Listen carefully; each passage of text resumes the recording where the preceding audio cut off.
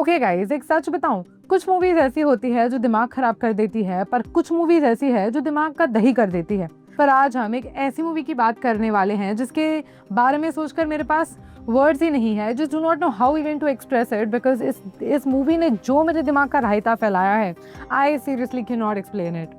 मैं लिटरली ये मूवी देखते हुए ये सोच रही थी कि क्या मेरे लाइफ के इतने बुरे दिन आ गए हैं जो मुझे ये मूवी देखना पड़ रहा है।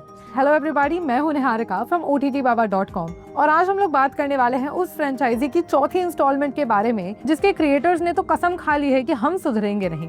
यस, मस्ती 4 इज हियर और ये 18+ मूवी है, तो बच्चे तो इससे दूर रहे और जिन एडल्ट्स का सेंस ऑफ ह्यूमर भी इंप्रूव या डेवलप हो चुका है वो भी इससे दूर रहे। तो भाई कहानी वही सेम घिसी पिटी से है कि 3 दोस्त हैं जिनकी शादी हो चुकी है और वो अपनी बीवी से पक चुके हैं और उनकी बीवी उन्हें भाव नहीं देती और उन्हें ऐसा लगता है कि बाहर की बिरयानी घर की दाल से बहुत बेटर है। मतलब भाई सीरियसली 2025 आ चुका है, कब तक वही बेचारा पति वाला कार्ड खेलोगे। लेकिन इस बार एंट्री होती है एक अलग ही कॉन्सेप्ट की, which is called the love visa. Basically एक ऐसा हॉल पास है जिसकी मदद से आप एक हफ्ते के लिए अपनी सारी फैंटेसीज पूरी कर सकते हो without any guilt. Well, sounds like a recipe for disaster, right? Trust me it is. तो पहले हाफ में ये जो पति लोग हैं, सारे जो लड़के हैं, वो इस लव वीजा का कॉन्सेप्ट यूज करने की कोशिश करते हैं। And in the second half, guess, drum roll please, अब बारी आती है बीवियों की।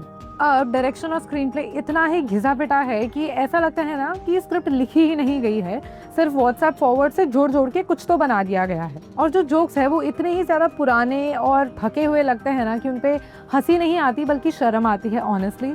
जैसे कि अभी 2025 चल रहा है and are we still using jokes like Rosemary और Marlo. Come on guys, this is, मुझे ना ये जोक सुन के इतने ज़्यादा क्रिंज लग रहे थे कि I can't even imagine what the actors might be going through.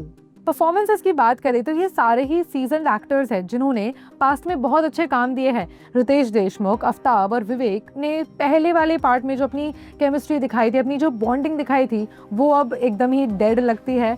ऐसा लगता है कि दे आर टायर्ड और even board of their own jokes. लेकिन यहाँ ऐसा लगता है कि सब लोग ऑटो पायलट मोड पे है, सबको सिर्फ पेचेक आने की जल्दी है। मस्ती 4 की सबसे बड़ी दिक्कत ये नहीं है कि ये एक अडल्ट कॉमेडी मूवी है, इसका सबसे बड़ा प्रॉब्लम ये है कि ये एक बुरी अडल्ट कॉमेडी मूवी है। इसमें ना कोई स्मार्टनेस है, ना कोई नयापन है, ना कोई नए जोक्स है और ना ही कोई केमिस्ट्री या अलग सा कॉन्सेप्ट, और ना ही कोई वैसे जेन्युइनली फनी मोमेंट्स है जो आपको बिना गिल्ट के हंसने पे मजबूर कर देंगी। तो फाइनल वर्डिक्ट क्या है? अगर आपको घर पे अपना दिमाग छोड़ के आना है और बिल्कुल भी लॉजिक, आइडिया, सेंस कुछ भी नहीं लगाना है, फिर भी ये मूवी मैं आपको रेकमेंड नहीं करूंगी honestly. It is really not something that should be encouraged और should be appreciated in 2025 at least. मैं इसको दूंगी 1 out of 10 stars because yes, that is what it totally deserves. अगर आप पहले की पार्ट्स की बात करें तो क्या पता it might have been much better. Overall ये मूवी एक मिस्ड अपॉर्चुनिटी है, फ्रेंचाइजी को रिवाइव करने का अच्छा मौका था, but I think they messed it up with lazy writing and screen play.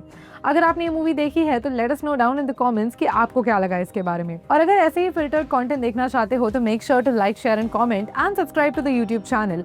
And yes, अगर आप और भी ऐसे रिकमेंडेशंस चाहते हैं तो make sure to visit our website OTTBaba.com, link is in the description. मैं मिलती हूँ आपको अगले वीडियो में, तब तक के लिए बाय बाय।